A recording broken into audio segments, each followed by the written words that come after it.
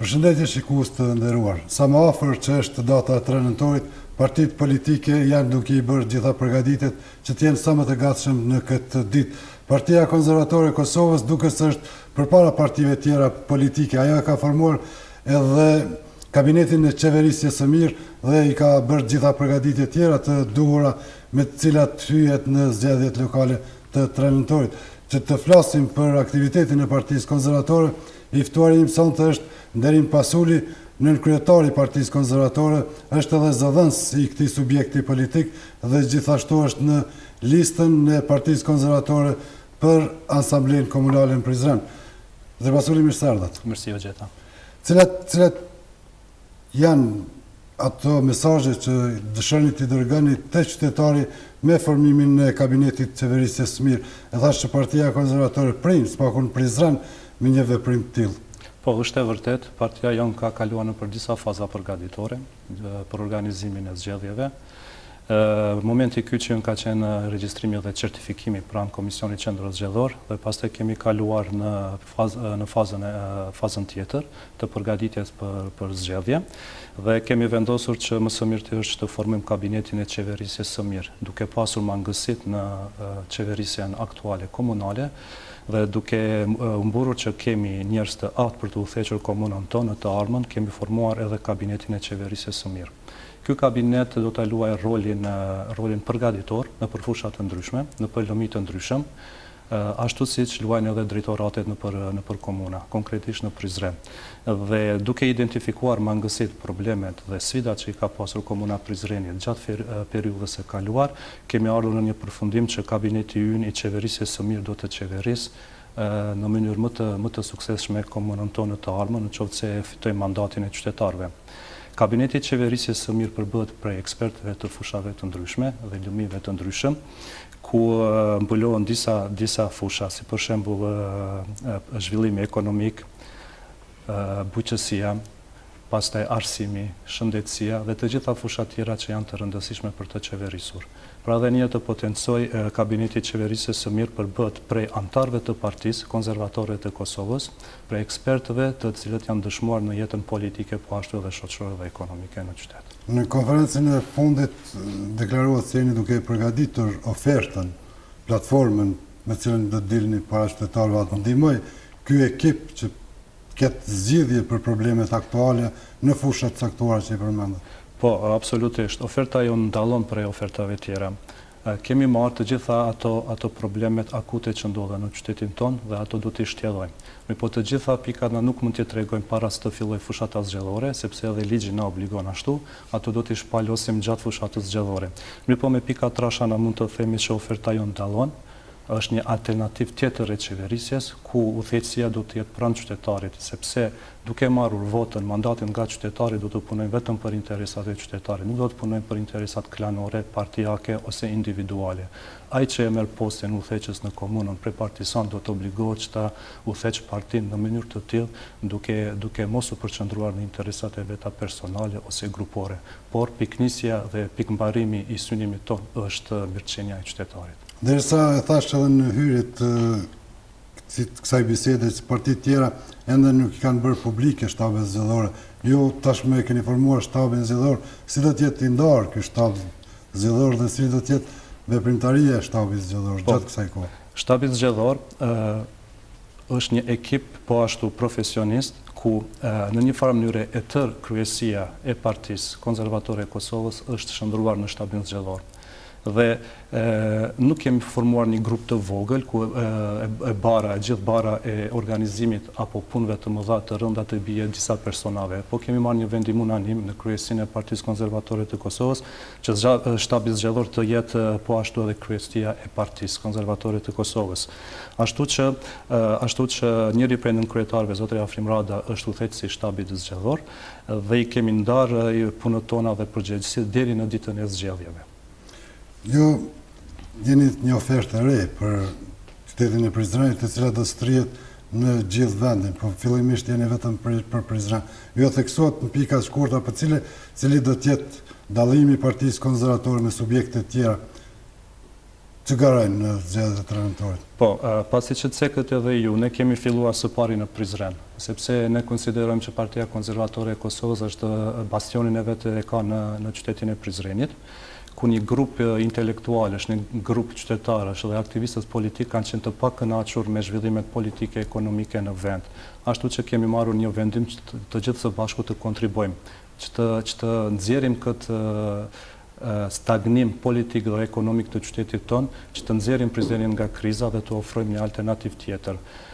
Ne mburemi me faktin që të gjithë antarët e Partisë Konservatore të Kosovës dhe po ashtu edhe antarët në kryesin tonë nuk kanë pasur asnjë aferë korruptive, nuk kanë qenë të inkriminuar në procese të ndryshme, nuk kanë dosje kriminale sikurse partitë tjera.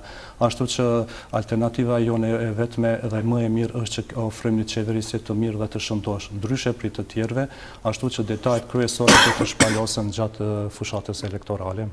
Sigurisht që trajnantorit të ketë një mbarvajtje sa më të mirë, jeni duke i bërë përgatitjet edhe për trajnantor. Cila do të jetë ajo që ju do të ofroni si ndihmë për këto për zgjedhjet? Sa do të keni mundësi që të keni komisioner si subjekt i ri, edhe vëzhgues? Ashtu, përgatitjet tona për ditën e zgjedhjeve, nënt kuptojmë po ashtu dhe sfidat tona. Sfidat tona janë kryesore gjatë ditës së zgjedhjeve. Pse them ashtu? Sepse ne si parti e re nuk jemi ende parti parlamentare, për herë të parë garojmë në këto zgjedhje, pra në zgjedhje lokale, ashtu që në bazë të ligjit nuk kemi drejt që të kemi edhe komisioner. Pra kjo është sfida jonë kryesore dhe parashtrohet pyetje se ne si ti mbrojmë votat tona të fituara dhe do të shkojmë nëpërmjet vullnetarëve, gjithsesi nëpërmjet vëzhguesve të cilët do t'i akreditojmë më vonë në fazën e ardhshme kur paralajmërohet kjo fazë, ashtu që në pikat kryesore ku ne mendojmë që vota jonë është e vlefshme, ku qytetarët do të votojnë për ne, do t'i dërgojmë edhe do t'i caktojmë në pika kryesore, pra në vend votime dhe në qendrat e votimit. Prizreni dim që i ka qendrat e mëdha të votimit me vend votime të shumta, ku në disa qendra të votimit kemi nga 7.000 votues, por në disa qendra të votimit kemi edhe ka 10.000 votues. Për të parandaluar keqpërdorimet, Partia Konservatore duhet patjetër që të organizohet në një mënyrë tjetër prej partive tjerë, të cilët kanë qenë në pushtet ose janë në koalicion, ose që kanë qenë parti parlamentare, sepse ato kanë disa përparësi edhe në bazë të ligjit, sepse kanë drejt edhe që të financohen dhe të kenë edhe komisioner. Pasi ne jemi të hendikuar, mendojmë që organizmi jonë do të jetë më konkret në ditën e zgjedhjeve. A keni menduar që të keni edhe bashkëpunim dhe një subjekt politik i cili do të ketë komisioner në vend votime që të ruhet vota? Tash për tash jo. Kjo pikë do të diskutohet në kryesin e partisë dhe në qoftë se kemi nevojë, atëherë ndoshta edhe do të shkojmë në bashkëpunime të tilla, mirë, po vetëm në aspektin teknik. Në aspektin politik, Partia Konservatore e Kosovës do të garojë vetveti ju me forcat e veta, po ashtu kemi edhe kandidatin ton për kryetar të komunës, i cili është mjaft i aftë dhe besojmë që e gëzon edhe mbështetjen e qytetarëve të Prizrenit. Cila sfida më e madhe për gjitha subjektet politike do të jetë nxjerrja e votuesve në vendvotim? Ju keni statistikat e zgjedhjeve të fundit komunale, cilat mund të na shpalosni pak për dëgjuesit, shikuesit dhe pastaj të bisedojmë si do të mund ta ngrisim këtë numër. Po, edhe strategjia jonë e veprimit, edhe fazat përgatitore kanë filluar edhe nga numri i votuesve gjatë zgjedhjeve komunale të fundit që janë mbajtur. Në bazë të shënimeve që i kemi, Komuna e Prizrenit në zgjedhjet e fundit komunale i ka pasur 137.000 votues parafërsisht, ndërsa kanë dalur gjatësisht 58.000 votues, gjatësisht me përqindje nëse flasim 44%. Pra, problemi kryesor, jo vetëm për partin tonë, por për të gjithë është që më pak se gjysma e votuesve potencial kanë shfrytzuar drejtën e tyre që të kontribuojnë në demokratizimin e shoqërisë, pra të marrin pjesë në zgjedhje. Dhe sfida kryesore është se si ti përgatisim apo si ti vetëdijsojmë qytetarët, grupin tjetër, 55% që kanë abstenuar. Dhe ne kemi analizuar në mbledhjet tona të shpeshta të kryesisë, pse këta votues nuk dalin në zgjedhje. Konkluzioni është shumë i thjeshtë. Nuk dalin në zgjedhje sepse ata kanë zgjedhur rrugën e abstenimit, sepse nuk kanë për këtë të votojnë. Të gjitha partitë që kanë qenë deri tash në pushtet janë ricikluar në një farë mënyre, vetëm ndrohen emrat, ndërsa nuk kanë oferta. Pra, oferta e tyre është e njëjtë, si të vinë në pushtet dhe të mbrojnë karikat e tyre. Prandaj edhe qytetari njerë ka votuar për një rrymë, pastaj ka votuar për rrymën tjetër. Mirë po nuk ka përfituar asgjë sepse partitë nuk kanë pasur vizion, çka të ofrojnë. Ndërsa ne ofrojmë një alternativë tjetër dhe pikërisht organizimi jon ka qenë i tillë që kemi shkuar në për lagje duke u afruar lagjeve në bazë të qendrave të votimit, në bazë të vendvotimeve, ashtu që kemi formuar edhe degët dhe nëndegët që gravitojnë rreth ose afër qendrave të votimit. Dhe kemi bërë një fushat masive, po ashtu individuale, grupore dhe nëpërmjet të mediave, nëpërmjet të mbledhjeve tona strategjike të themi ashtu, ku kemi vetë dësuar këtë grup pasiv që kanë abstenuar dhe ata janë të bindur që Partia Konservatore e Kosovës ofron diçka më ndryshe. A mendoni se 3 nëntori do të jetë ndryshe nga zgjedhjet e fundit komunale dhe do të mund të ketë numër më të madh të votuesve në ditën e zgjedhjeve? Absolutisht, ne mendojmë që spektri politik do të ndryshojë pas zgjedhjeve të 3 nëntorit dhe struktura komunale po ashtu do të ndryshojë. Por edhe numri i votuesve do të ndryshojë sepse tani në skenë paraqitet edhe një lëvizje tjetër, një lëvizje e Prizrenit, ku pasi që të kemi sukses, pasi që të korim sukses në Prizren, do të fillojmë edhe që të organizohemi në për komuna tjera dhe do të shfrytëzojmë modelin e njëjtë të organizimit dhe do të eksportojmë këtë model të organizimit edhe në për komuna tjera dhe besoj që edhe në zgjedhjet e ardhshme edhe në komuna tjera do të korim sukses. Qytetarët si arsyetim për mosdalje shpesh e përmendin edhe gjendjen e vështirë ekonomike. Cili do të ishte mesazhi juaj për këta njerëz që nuk dëshirojnë të marrin pjesë, a do të mund ata me votën e tyre të ndryshojnë gjendjen? Qytetarët mund të ndryshojnë gjendjen ekonomike dhe gjendjen politike në vend, vetëm nëse dalin në votime. Mirë po, jo duke votuar për ideologji që janë të ricikluar. Duhet të votojnë për ndryshime. Dhe ata vetë duhet të vendosin se cila parti ose cili subjekt ose cila lëvizje ofron një alternativ tjetër që dallon.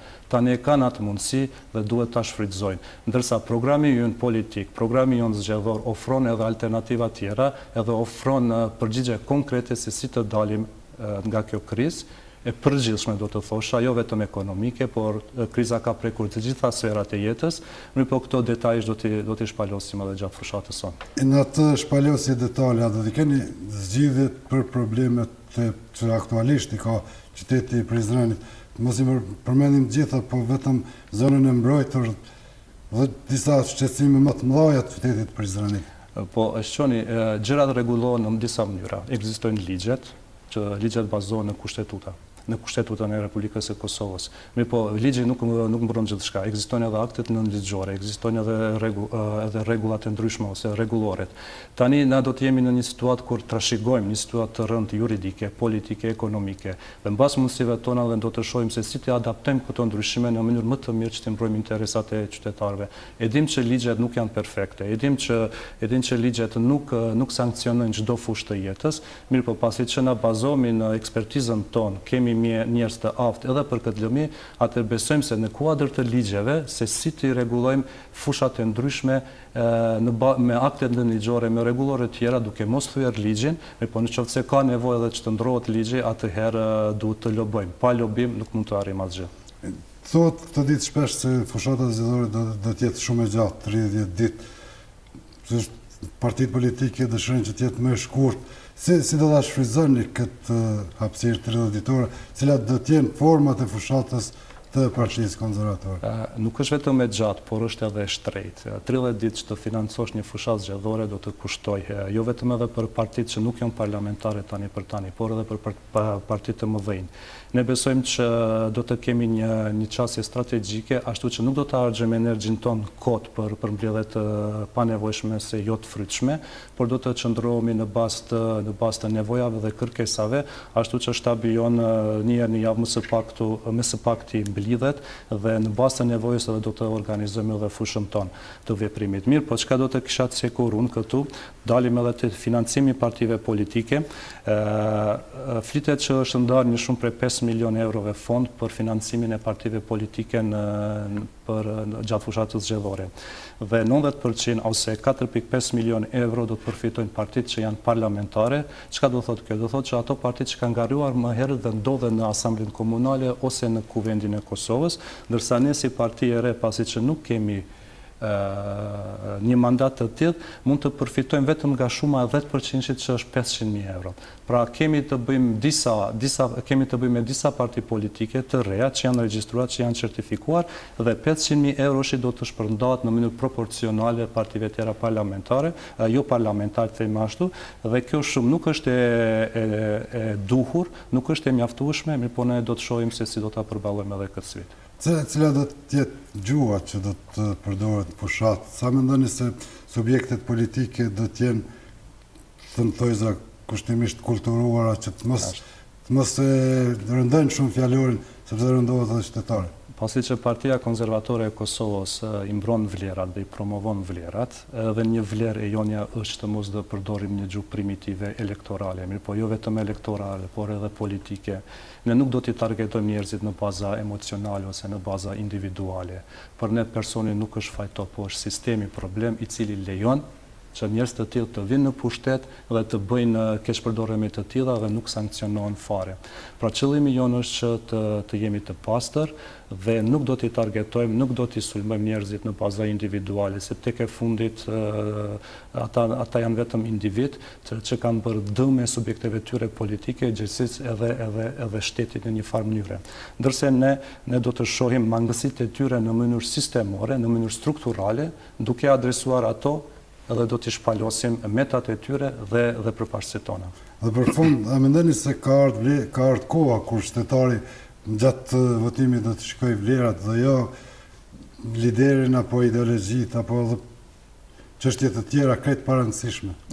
Është koha që t'i targetojnë dhe që t'i vlerësojnë vlerat e vërteta. Për ndryshe, pastaj nuk do të kenë drejtë edhe 4 vite, mund vetëm të ankohen, ndërsa është momenti tani që të shfrytëzojnë të drejtën e tyre dhe të shohin se si do të zhvillohet situata e ardhshme politike në sferën politike të Prizrenit. Vetë qytetarët janë ata që mund të bëjnë ndryshime.